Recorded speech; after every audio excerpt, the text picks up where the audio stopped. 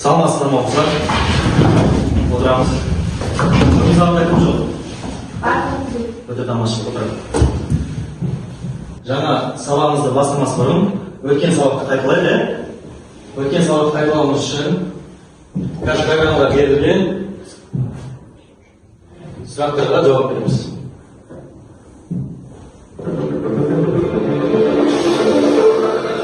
Так, өткен сабағымызды қайталауымыз үшін келіп бір сұраққа жауап береміз. Кім жауап береді? Келе қойды. Безді эпителий жасушаларынан тұратын мүшелер. Бұл бездер. Өте тамаша. Жауап берейік. Дұрыс, иә? Ары қарай. Келесі сұрақ. Кім шығады? Келе қойды. Бездердің ішінде түзілетін заттарды не деп атайды? Бездердің ішінде түзілетін заттарды секреция деп атайды. Өте тамаша. Дұрыс екен, иә? Келесі сұрақ.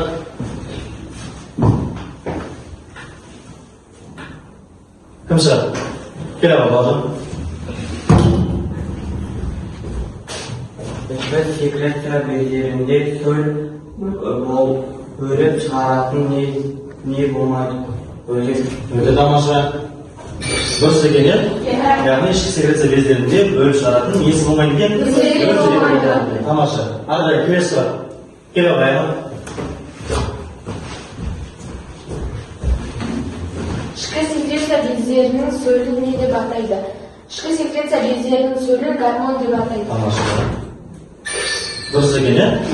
Так, келесі сұрақ.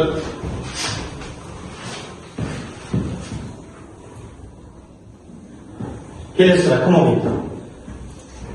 Кім оқиды? Келе қой, көзір. Сыртқы секреция бездерінде болады. Сыртқы секреция бездерінде өсіп. Өте тамаша. Дұрыс екен. Ары қарай келесі сұрақ.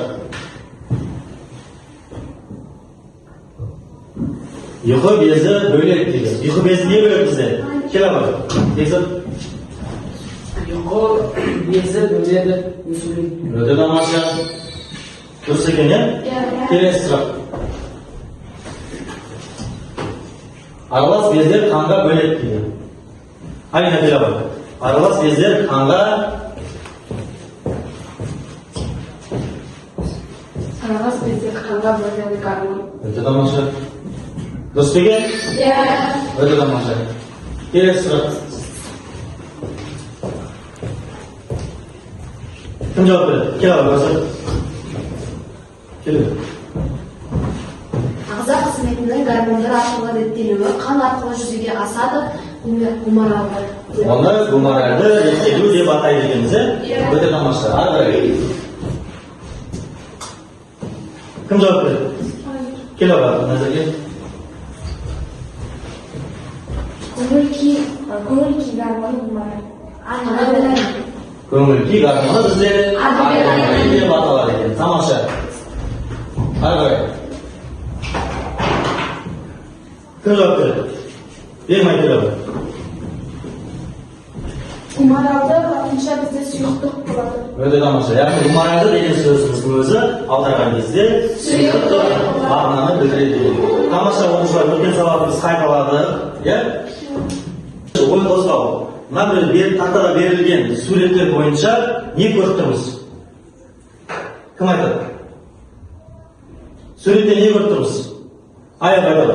Тақтада берілген суреттер бойынша біз ауру түрлерін көріп тұрмыз. Яғни белгілі бір ауру түрлерін көріп тұрмыз, иә?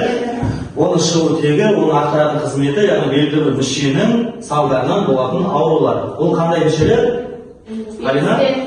Эндокринді бездер. Өте тамаша. Яғни ішкі секреция бездерінің нәтижесінде бөліп шығаратын аурулар. Сол себепті бүгінгі біздің жаңа сабағымыздың тақырыбы гормондар, гуморальды реттелу және эндокринді бездерінің бұзылуының салдарынан пайда болатын аурулар бойынша сабақ өтеді екенбіз.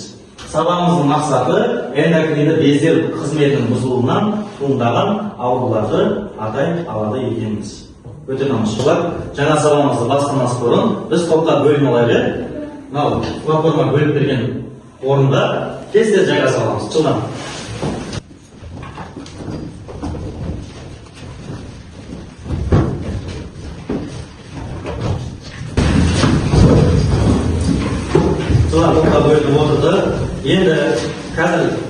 берілген бейнероликті қараймыз, көреміз, және де ода берілген ақпаратты кітаптарда, оқулықта берілген мәтінмен салыстыра отырып, дәптерге жұмыс дәптерін естиміз, тірек сөзбен жұмыс жасаймыз. Бірінші бейнеролик көрейік. Сәлеметсіздер ме? Бүгін біз бездердің қалай жіктелетінін және гормондар арқылы ағза жұмысының қалай реттелетінін толық түсінеміз. Бездер безді эпителий жасушаларынан тұратын мүшелер. Без ішінде түзілген зат секреция, ал сыртқа бөлінген зат секрет деп аталады. Бездер үш топқа бөлінеді. Сыртқы секреция бездері, ішкі және аралас секреция бездері. Сыртқы бездердің өзегі бар, секреті қуыс мүшелерге немесе дененің сыртына бөлінеді. Ішкі бездердің өзегі болмай, олар тікелей қанға гормондар бөледі. Мысалы, гипофиз, эпифиз, қалқанша, бүйрек үсті бездері. Гормондар аз мөлшерде бөлінеді, бірақ бір мезгілде бірнеше мүшеге әсер етеді. Аралас бездер қанға гормон бөліп, өзек арқылы сөз шығара алады. Мысалы, ұйқы безі және жыныс бездері. Ұйқы безі инсулин мен глюкагон гормондарын бөледі. Ұлтабарға сөз жібереді. Жыныс бездері сыртқы қызметі, жыныс жасушаларын түзу, ішкі қызметі гормондарды қанға бөлу. Мысалы, адреналин жүрек соғуын жиілетеді, қан қысымын көтереді, қандағы глюкоза мөлшерін арттырады. Сонымен бездер ағзаның химиялық реттеу жүйесі. Олар сыртқы, ішкі және аралас болып бөлінеді. Гормондар ағза қызметін үйлестіретін маңызды белсенді заттар. Бүгін біз ағзамыздың жасырын басқару жүйесін толық түсіндік. Өте тамаша оқушылар, енді бейнероликте берілген және де оқулықта берілген ақпарат бойынша не түсіндік? Кім айтады? Қысқаша, қысқа және нұсқа. Аяна айтады. Біз осы көрген видеоролик пен мәтіннен бездер туралы түсіндік, олардың орналасуын, гормон бөлетінін, секрет бөлетінін білдік, және олардың үш түрге жіктелетінін түсіндік. Аралас, ішкі және сыртқы. Өте тамаша. Және де тағы кім ой қосады? Алина айтады. Және біздің білгеніміз гиперфункция мен гипофункциялар екенін білдік. Олар жеткілікті түрде немесе жеткіліксіз түрде бөлінетінін білдік. Олар ауыр тудырады. Өте тамаша. Яғни оқушылар қарапайым тілмен айтатын болса, бізде безде, ағзада жасырын біздің ағзамызды басқарушы екен. Бездер болмаса біздің ағзамыз тұтас өспейді екен.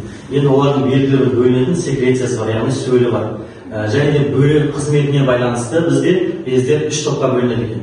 Ішке бөліп шығаратын, сыртқа бөліп шығаратын, және де ішке де сыртқа да аралас бездер болып үш топқа жіктелетін ұғындық. Солай ғой? Өте тамаша.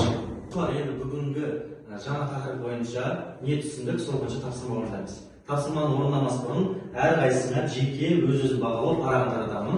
Және де тапсырманы орындау деңгейіне байланысты әрқайсымыз дискрипторға қарап баға қойып түсінікті ғой? Жеке әрқайсымыз өз-өзімізді бағалап отырады екенбіз. Аты жөндеріңізді жазып қойыңдар бағалау парағына.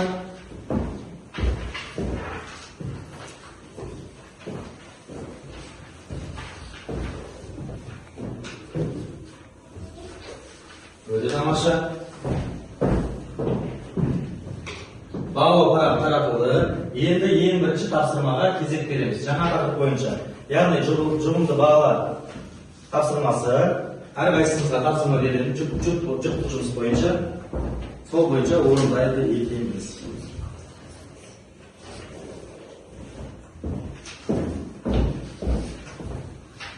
Екеуі бар.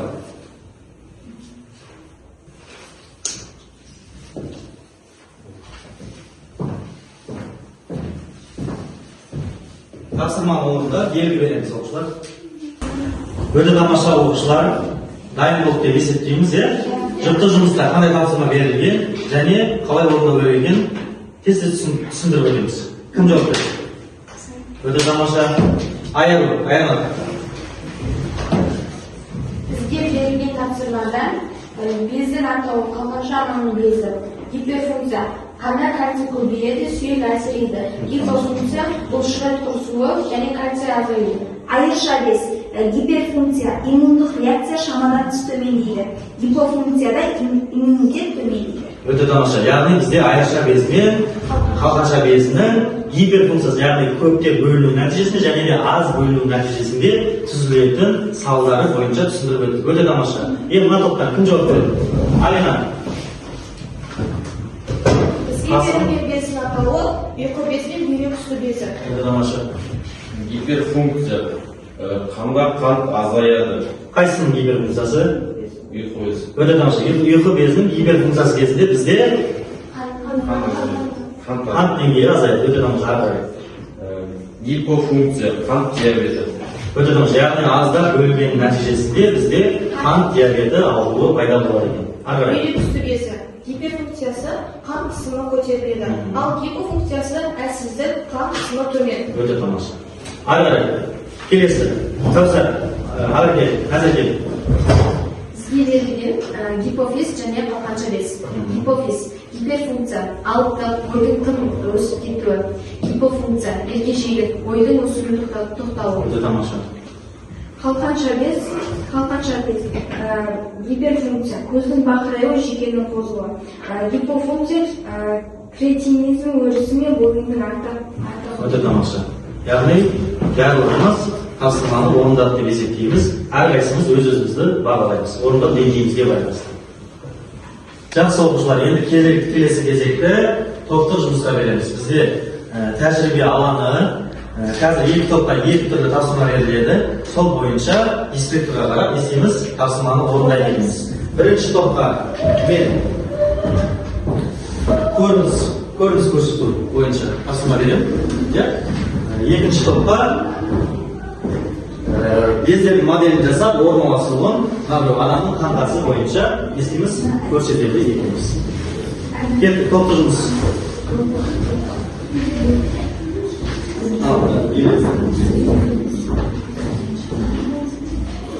Оқушылар, топты жұмыс бойынша дайын болсақ, белгі берейік. Өте тамаша, бірінші топ дайын екен, екінші топ тамаша. Бірінші топқа кезек берейік. Бірінші топ сіздерге берілген тапсырма және оның орындалуы. Не істейміз? Бізге берілген тапсырма көрініс яғни эндокриндік бездердің қызметін түсіндіріп, аурудың белгілерін анықтап. Өте тамаша. Тамаша. Кірісейік.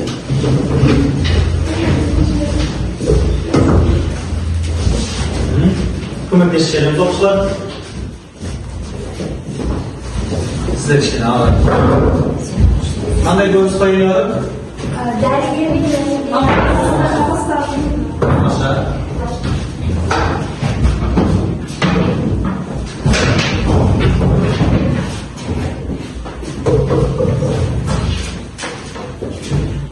Тамаша, айтып бірінші топтың тапсырмасы.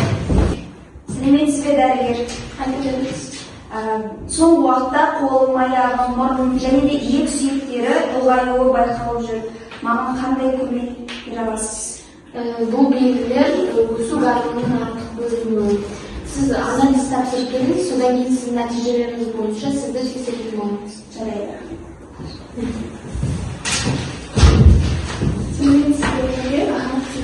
Мен қазіргі уақытта көп су қалаймын және зар шығаруым өте көп болып жатыр.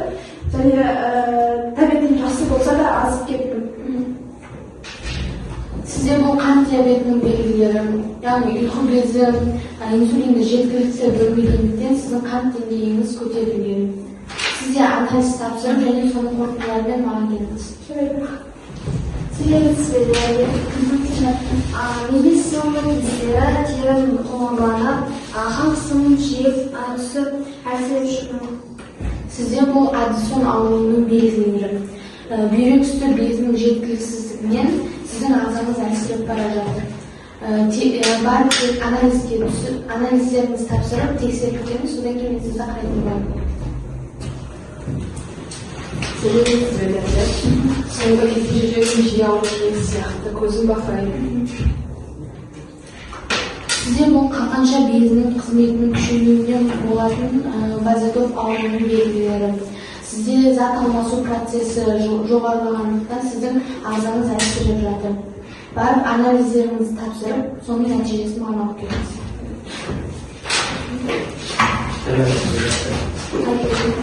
Менің бойым қадағалықтарымнан ұзын мынау келемін. Сізде бұл гипофиз безінің өсу гормонының шамадан тыс бөлінуінен болатын гигантизм, яғни алыпты. Сіз барып анализ тапсырып, соның маған қорытындыларын алып келіңіз. Содан кейін мен сізге көмектесетін боламын. Өте тамаша. Ары қарай. Өте тамаша оқушылар. Қазір топтық жұмысты аяғынан бағалаймыз. Екі топ тапсырмасын орындап біткеннен кейін бірінші топтың тапсырмасын көрдік. Енді екінші топқа қандай тапсырма берілді және ол қалай орындалды? Бізге берілген тапсырма эндокринді бездердің модельдерін жасап, оның қай жерде орналасқандарын тауып қызметтерін суреттеу.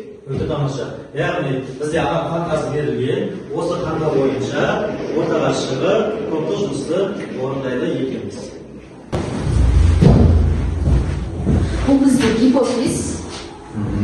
Гипофиз дегеніміз бұл орналасуы мидың төменгі бөлімінде орналасады. Гормоны соматотропин және қызметі өсу процесін реттейді. Бұның жағдаяты, яғни орналасқан жағдаяты кей балаларда өсу, яғни бойының өсуі артып, және бойының өсуі, яғни гормонына байланысты бойлары өсіп кетеді. Бұны бізде гипофиз деп аталады. Ал бізде эпифиз. Мида орналасқан екінші безі, эндокринді без. Эпифиз дегеніміз орналасуы мидың ортасында, мидың ортасында және мидың аралығында орналасады. Гормоны мелатонин қызметі тәуліктік ырғаққа, басқа ішкі секреция бездерінің және қандағы калий мөлшеріне әсер етеді. Өте тамаша. Яғни одан пайда болатын ауру бізде қандай? Яғни көп мөлшерден бөлінсе, немесе аз мөлшерден бөлінсе, өсу гормоны қандай ауру пайда болады? Алыпты және де ергежейлілік ауру пайда болады. Тамаша, ары қарай. Келесі. Қалқанша без орналасуы мойын аймағында гормоны тироксин қызметі бізде газ алмасуды реттейді, энергия өндірісін күшейтеді. Салдары тез шаршау, қобалжу, жүрек соғуы жылдам болады. Және де қалқанша маны безі орналасуы бізде екі қалқанша безінің екеуі қалқанша безінің жоғарғы жағында, екеуі қалқанша безінің төменгі жағында орналасқан. Гормоны парад гормон және де қызметі бізде сүйектерде жиналған фосфорның, кальцийдің мөлшерін реттейді. Және де бізде осыдан пайда болатын ауру бақырауық және де зоб ауруы. Эндемиялық зоб ауруы, иә? Өте тамаша. Тамаша. Ары қарай. Келесі. Ол бізде ұйқы безі. Тамаша, ұйқы безі. Орналасуы асқазанның артында гормоны инсулин қызметі қандағы қан деңгейін реттейді. Тамаша. Жағдаят жауабы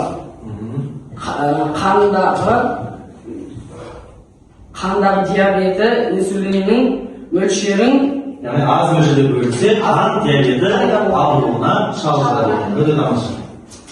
Яғни жүйке жүйесінің жұқаруының нәтижесінде бізде қан диабеті ауру қан диабеті. Тамаша отырады. Келесі. Ол бізде бүйрек үсті безі орналасуы бүйректің үстінде гормоны адреналин қызметі стресс кезінде жүректің жиі соғуы, салдары күйзеліс кезінде жүректің жиі соғуы адреналиннің әсері. Яғни оның қызметі бұзылса, қандай ауру пайда болады? Яғни адамның теңбе-теңдігі бұзылады. Тамаша. Өз-өзін қоғамда ұстауы және бір ортада ұстауы бұзылады. Келесі.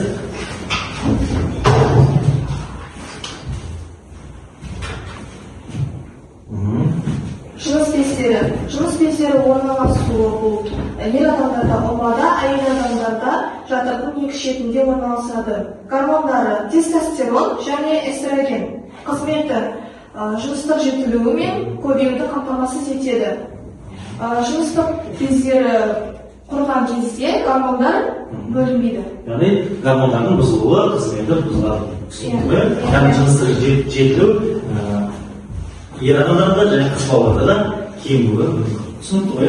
Өте жақсы оқушылар, топтық жұмысты біз көрдік, өте тамаша шыққан. Енді топтық жұмысты топтар бір-бірін бағалайды. Бірінші топ қалай бағалайды? Біз бірінші топты жақсы бағалаймыз. Өте тамаша. Бірінші топ, екінші топ қалай бағалайды? Екінші топ жақсы қорғады. Өте тамаша. Жақсы оқушылар, бүгінгі сабақ түсінікті болды деп ойлаймын, иә? Әрқайсымыз алдымызға берілген өз-өзін бағалау парағын толтыруды ұмытпаймыз. Енді бүгінгі тақырып бойынша жалпылама алған білімдерімізді бекіту тапсырмаларына кезек берейік. Кім түсінді? Бірінші сұрақта, екінші сұраққа келіп жауап береміз. Түсінікті ғой, иә? Жылдам келеміз, орындаймыз. Келіп кім? Алина. Жылдам. Сұрақ оқимыз және жауап береміз. Ағзада гормондар мөлшеріне аз бөлінеді. Бұл гипофункция. Өте тамаша. Яғни гормондар ағзада аз бөлінсе гипофункция екен. Тамаша, дұрыс. Келесі сұрақ. Келіп Кәусар. Мереке келеді.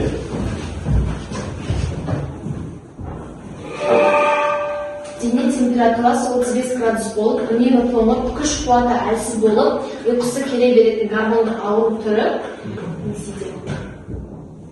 Өте тамаша. Ары қарай келесі сұрақ. Кім шығады? Кім шығады? Аяғы келіп. Қалқанша маңы безінен бөлінетін гормон бізде Тамаша. Өте тамаша. Ары қарай. Келесі сұраққа кім? Аяғы келіп. Қан қоңыдырыз бүгінгі орындағы тапсырмаларымыз. Айрықша бізде бөлінетін гормон. Тимазин. Өте тамаша. Тимазин. Белгілейміз. Жақсы. Келесі сұрақ. Келіп. Қазақ кел. Жылдам. Олдар сабаққа белсенді қатысамыз. Жылдарға. Аралық мидың астыңғы жағында түйіске өрісінде арқылы бекінеді. Өте тамаша. Келесі. Кім жауап береді? Келесі сұрақ. Келіп. Бекзат. Жылдам соңғы жауап береміз. ұйқы безіне бөлінетін гормон инсулин. Өте тамаша. Азамат. Ары қарай. Келесі сұрақ. Қасым келіп.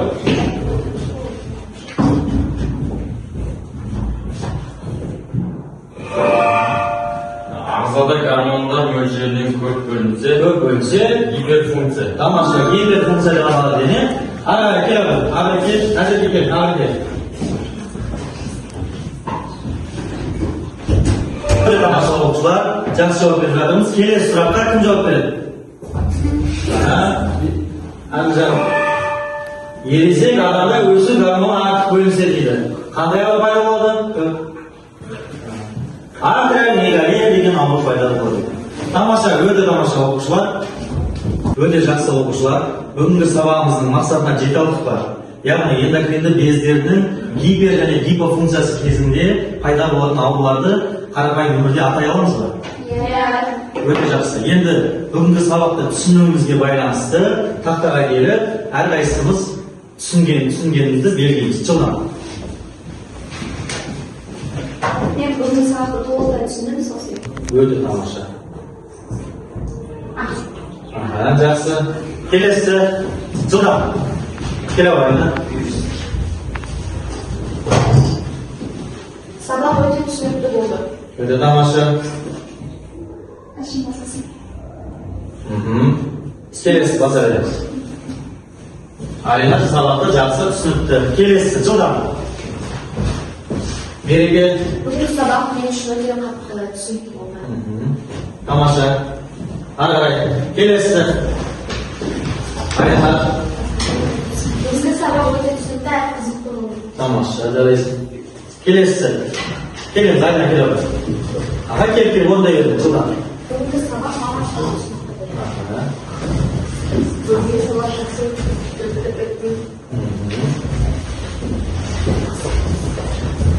Ағаңды сабағымыздан түсіндім. Тамаша. Бегмай. Бүгінгі сабақты мен жақсы түсіндім. Ары қарай. Ары келіп. Бүгінгі сабақты маған түсіндім. Келесі. Бауыржан. Жақсы түсіндің ба? Кейбір түсінбеген сұрақтар болды, иә сен үшін? Келесі. Сабақ маған ұнады. Өте тамаша. Ары қарай. Кәусар. Бүгінгі сабақ мен үшін пайдалы. Тамаша. Ары қарай. Келесі. Кім қалды? Болдық па? Өте тамаша. Бүгінгі сабағымызда жалпылама барлығымызға түсінікті болды деп есептейміз. Енді оқушылар осы тақырып бойынша үйден оқып, тек сөздермен жұмысты толықтырып, және де оқулықта берілген тапсырмаларды орындап келеміз. Түсінікті ғой, иә? Сабақ аяқталды. Жақсы, сау болыңыздар.